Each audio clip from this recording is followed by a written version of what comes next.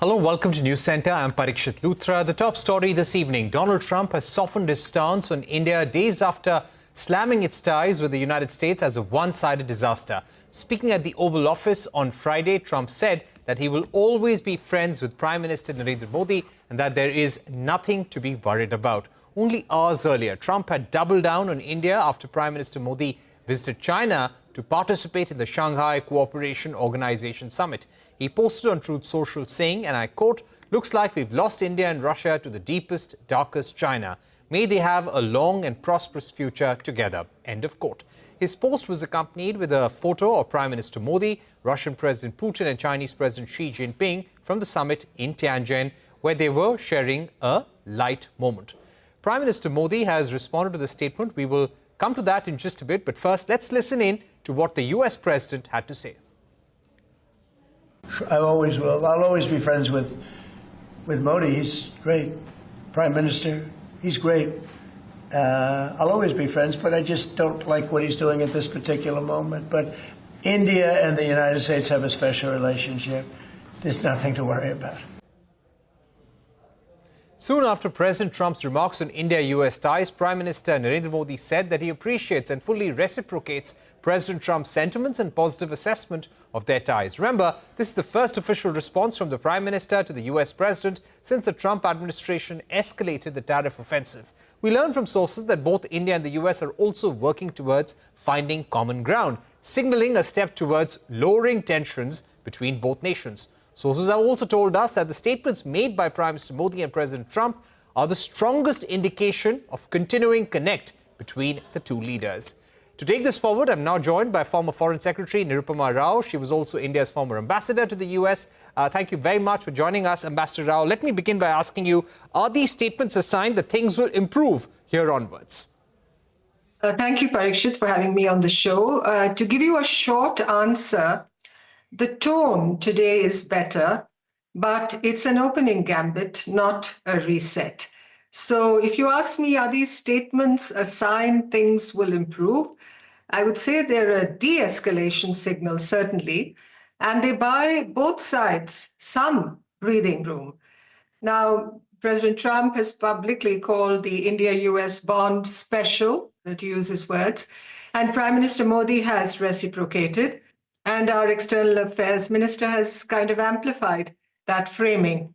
So in a sense, this calms markets and bureaucracies enough to keep the channels open, but it doesn't undo tariffs or resolve, the frictions as far as the US is concerned in regard to our relations with Russia or China.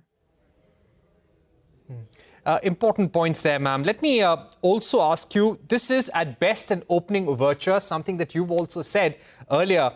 What do you think has led to this positive signaling? Well, first and foremost, I would say the risk of backlash, because if you recall, President Trump said a few days ago that the US had lost India to deepest, darkest China. And that's a line that kind of, I think, spooks people. It spooks allies, it spooks partners. It definitely drew criticism. And the friendlier post, I suppose, his friendlier statement corrects course. And our Prime Minister's reply also meets it halfway. Now, there's the tariff overhang also. The US duties, as we all know, as announced, are at 50% on a wide basket, and no new talks have been announced. So both sides, I believe, needed a political valve while the officials reassess the next steps. And the optics, thirdly, the optics around the Shanghai Cooperation Organization summit. So after the leaders at the SCO met around the end of last month and early this month, neither side, I believe neither the US nor India, wants the narrative to harden that India is drifting. So a positive signal of the sort you heard yesterday counters that. And then finally, the domestic data, economic data out of the US. August jobs were weak, unemployment up by 4.3%. And a softer economy, if you can have it, raises the premium on predictable trade ties and calmer headlines. So it's a kind of effort to calm the situation, to sort of give it some stability. But we're not there yet.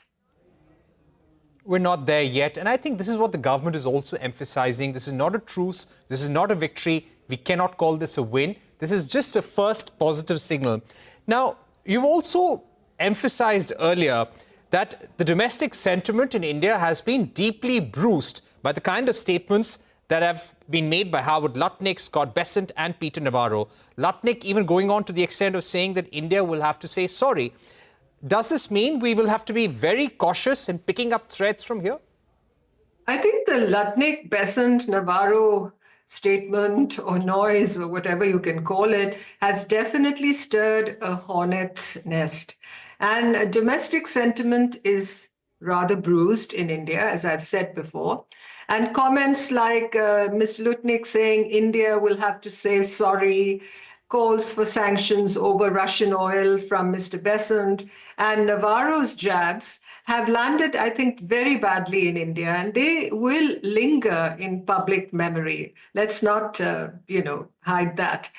Therefore, all this that we've been hearing, this noise, these, the way they've heaped scorn on us, I think there is necessity for caution now in tone and, of course, firmness and substance in trying to build the common ground that you referred to. So we have acknowledged Mr. Trump's remarks. Prime Minister Modi has acknowledged those remarks. But we have always rejected the premise about negotiating under ultimatums. That is not our style. That is not our approach. That is not our policy. We will pivot according to our interests. And I think that is the best way forward. Right. How do you think India should approach talks from here onwards? Should we insist on one deal which removes not only the 25% additional penalty, but also addresses concerns on our reciprocal tariffs? Well, I think we should be calm, but we should be transactional, and our approach should be layered. I think the first priority is to de-risk. And perhaps, and I'm not privy, of course, to discussions within government, but I believe we could propose a narrow stabilization package like export facilitation, carve-outs for critical supply chains, defense co-production continuity, and that all this doesn't require touching the biggest political landmines on day one. And then perhaps a very laddered trade track. Phase one, removing 25% of the additional penalty layer on top of baseline duties. Phase two, addressing reciprocal concerns like select tariff lines, data standards, agri-quotas, with performance-based triggers. And US reporting itself, I believe, notes that the 25% add-on is the immediate choke point for resuming talks, as even our press has reported. And thirdly, we need very quiet offsets, maybe targeted energy and security purchases that are commercially rational, but visibly count in Mr. Trump's ledger, without, of course, affecting our strategic autonomy. Right. Coming back to the SCO. If I may add, it's better to sequence things than bundle everything, because we don't want a single deal that will invite last-minute moving of goalposts. So we take it stage at a time and let ourselves bank the relief early and condition the next tranche on verifiable steps on both sides. So you want small, bankable bites. Right. One thing that we are seeing, Scott Bessent has on Sunday again said that they are considering, along with the European Union, further sanctions, further secondary tariffs on countries that buy Russian oil, because they want to cripple the Russian economy, not allow it to wage the war. So clearly more sanctions, more secondary tariffs are not off the table. Now, how should we read the sentiment in the US when you also have this threat of further sanctions against India? Well, I think there are lessons to be learned about engaging this administration, and particularly President Trump.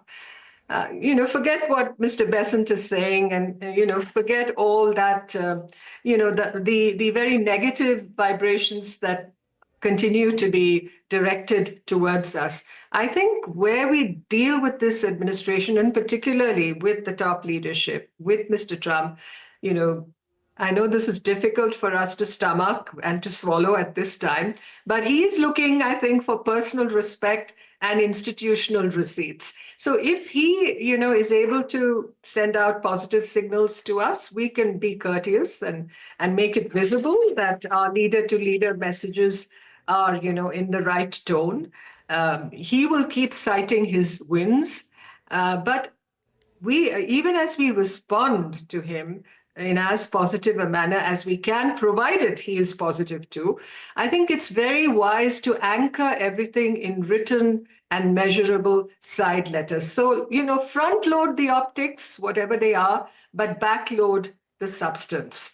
And that is why we need to tie whatever concessions we make to dated milestones, because this is an administration.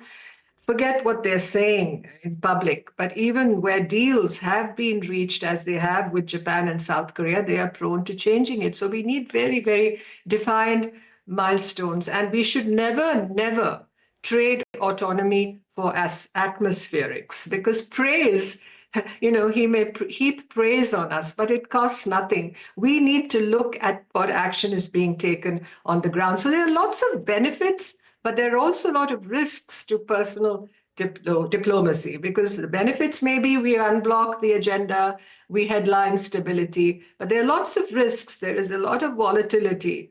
And all the public ultimatums, like you mentioned, Mr. Besant saying today, and asking for some deal after each concession. So you have to pair whatever personalized diplomacy is being undertaken with very structured guardrails. It's very important. This is constant evaluation. I talked about the need for constant evaluation. It's like a patient in the emergency ward. You need to constantly evaluate it. And you have to be able to defend what you do back home, domestically, within this country. That's also important.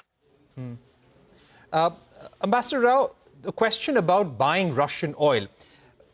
All data shows that we will remain as the #2 biggest buyer of Russian oil in September.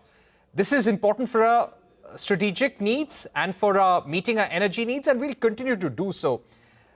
How will we show the US an intent that we can reduce or trim purchases from Russia, or we have a strong intent to help the US in ending the war? Because currently this seems to be a priority for the US administration, especially Donald Trump. He has this goal of being the person who ends the Russia-Ukraine war. How does India help him or make a compromise without cutting down our strategic partnership with Russia? We've never been for the war in Ukraine. We've been very, very vocal about the need for peace and settlement of the conflict between Russia and Ukraine. So nobody really can doubt our credentials as far as that is concerned. As far as the import of Russian oil is concerned, obviously we will be dictated by our strategic interests, by our energy needs, by our own energy security, and what is good for the country. I don't believe we in any way have been privateering, as Besant and Navarro and others have been calling it, as far as this conflict between Russia and Ukraine is concerned, and reaping benefits for ourselves. So those charges, I think, need to be firmly refuted. And the United States, and that is where I think the challenge to our diplomacy lies, I think they have to understand there is an energy calculus here. And whatever we've done has been within the G7 price cap compliance. So there should be no really these Besant-style noises being continued to be made. I think what we need to establish is a 24/7 hotline protocol with the United States, and so that we can deal with these rhetoric spikes. Statements made like this should not escalate the problem. We should look at de-escalation. That's an important point. 24/7 hotline protocol to deal with this kind of sharp rhetoric coming in from the US. We are taking a short break, Ambassador Rao, but don't go anywhere. We'll tell our viewers to stay with us. When we return, we're going to be discussing more about the optics at the SCO summit. How much of this is a reset? How much of this is a recalibration? And also, what about India's engagement with China and the BRICS? All of that coming up on the other side.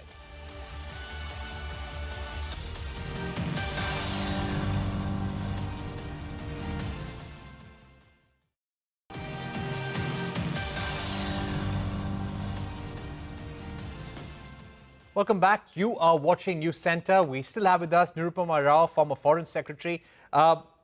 Ambassador Rao, let me ask you about the optics at the SCO. We spent a considerable amount of time with the Chinese president, almost 55 minutes to an hour, 2 hours with the Russian president. How much of this was a reset? How much of this was recalibration? And how much of this was just optics to show that India will be committed to multilateralism and we will accelerate our multilateral approach if cornered by the US? I think there is no doubting of India's commitment to constructive multilateralism. And when you look at the SCO summit, of course, the Chinese do these things with a great deal of panache and pomp and circumstance. But if you are to ask me about takeaways from the SCO summit and the fact that Mr. Modi and Mr. Xi Jinping were able to meet and converse after a long time, I think when you think of the India-China relationship today and post the meetings in Tianjin, what you should expect is not a grand pivot.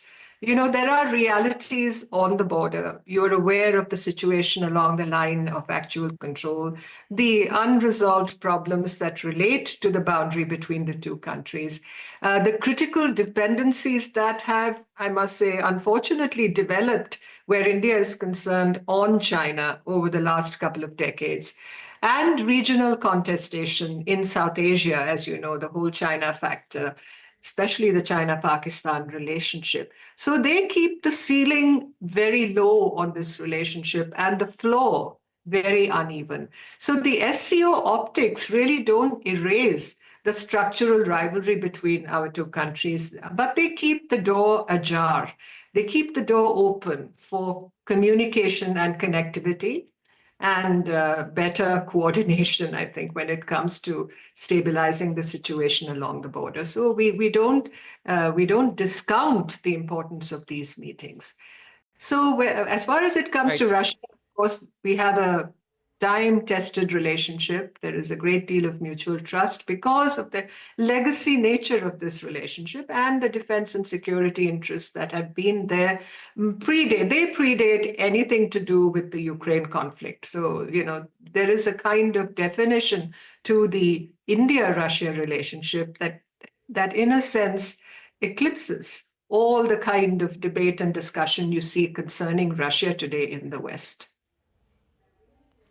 I would also like to ask you about a statement made by the Chinese ambassador. He has said on Twitter that it is high time for India and China to do big business, big investments and big commitments together. It seems that China is extending that olive branch. How do you think India and China relations will take shape in the next 3 to 4 years? And are the current positive statements by the two sides more to do with the kind of geopolitical situation we find ourselves in? It also began last year at the Kazan summit, not immediately because of what's happening with the Trump administration. Yes, of course, the move towards disengagement and de-escalation began at last year's Kazan summit in Russia. But, I think with China, if I may use this metaphor, it's like playing some kind of three-dimensional chess in the dark. I think the pieces keep changing shape. The rules shift mid-game. So for all the hyperbole and the diplo-speak of the Chinese ambassador, I think sometimes the Chinese tend to knock the board over while they're smiling at the cameras. So I think you should unpack all this that way. Please, we shouldn't think that all is dandy with the Chinese just because we've had a couple of these meetings. There are problems, there are challenges, there is a history to this relationship. So we have to be very clear-eyed and hard-nosed about it. Right. That indeed is an important statement, ma'am. I would also like to ask you about BRICS, because we saw Howard Lutnick also attacking BRICS for de-dollarization. Today, there is a BRICS virtual summit that Xi Jinping would be attending at the invitation of the Brazilian president. The External Affairs Minister is participating there on behalf of India. The Prime Minister is not going to be there. Do you expect India to somehow recalibrate its relationship with BRICS as a positive overture to Donald Trump? How do you think our relationship with BRICS is going to change? You know, without sounding too defensive, I would say that as far as India and the BRICS are concerned, there is nothing, absolutely nothing, not a shard of evidence that we have done anything concerning BRICS that the Americans should see as something directed against them. So, you know, they are subjecting us to this kind of whiplash diplomacy, scorn one day, friendship the next, and that's how bruises are created by statements like this. So I think, you know, we should, in a sense, set aside these verbal jabs and tell the Americans exactly where we stand and where they get off on this. And they're trying to put us through a stress test. But historically, India-U.S. ties have survived worse storms. You know, the sanctions or the special economic measures, as they were called after the 1998 nuclear tests. We had disagreements over Iraq. We've had differences over trade for a long time. So let's look at the ballast in the relationship. And that's what, on the American side, this very much vaunted, much elevated bipartisan consensus should also understand the shared democratic identity, the defense cooperation. We've bought billions of dollars of defense equipment from the United States in the last few years, despite what Mr. Trump says. The partnership on emerging technologies, the people-to-people linkages, the role of the Indian diaspora, you know, this is what has brought our two countries together. So this whiplash diplomacy, I think we have to stop. And that's why we need a protocol that is able to say this rhetoric must be set aside. We value the partnership too much to let rhetoric derail it. So all this is just tactical turbulence, but let's focus on the strategic continuity of the relationship. Right. Also, Ambassador Rao, considering that we have a transactional president in the White House, as you mentioned, a lot of the changes in statements that we have seen could also be because of the domestic economic situation in the White House. He also needs to show victories to his population. Having said that, even if we do achieve some sort of trade agreement, some sort of understanding with the US, it is quite possible that President Trump may demand more in 2026 for that matter. So now, how do we take, especially companies who are invested in India and US, how do we take a long-term view of this relationship? Will the larger relationship remain the same 3 years from now, or has the relationship between India and US changed for good? I don't believe it has changed for good, but it has gone through a phase of extraordinary turbulence. And as I said, these are injuries that are kind of whiplash injuries. And you know that whiplash injuries take time to heal. And there is also, I believe, the apprehension that no matter what we offer, President Trump could ask for more. So how do you handle that? I think that really is the challenge for the remaining years of his administration. How do you cap the game? How do you lock in reciprocity? How do how do we pause benefits if agreed relief isn't delivered? So I think the strategy for India is not to have a single vendor approach. We have to have multiple patrons, multiple partners. We have to keep the G7, the Quad, the EU tracks warm so that we're not negotiating in a tunnel with the Trump administration. So if you ask me to boil it down to an approach. Let's be gracious in public, but very precise in private and relentless about verification. Right. Finally, ma'am, we've run out of time, but just in a few seconds, what kind of concession should we offer on the trade deal? I'm not talking about the 25% additional tariff, but when it comes to the actual tariff arrangement and the market access, where do you think the ball should finally land as far as India is concerned? I don't think that's a question you should address to me.